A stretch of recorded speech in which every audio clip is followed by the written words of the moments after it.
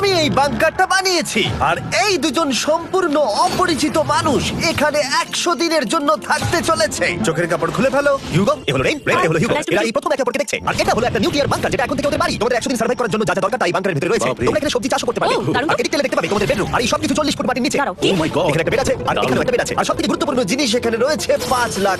ভাই এটা তো আসল। খুব ভালো। তোমরা দুজনে 100 দিন সার্ভাইভ করতে পারলেই এটা তোমাদের, কিন্তু একজনে এখান থেকে চলে গেলে তোমরা কিচ্ছু পাবে না। আমরা কিন্তু বেরোবো না। এখন থেকে 100 দিন পরে তোমরা $5 লাখ পেতে পারো। ওয়াও, প্রচুর টাকার ব্যাপার।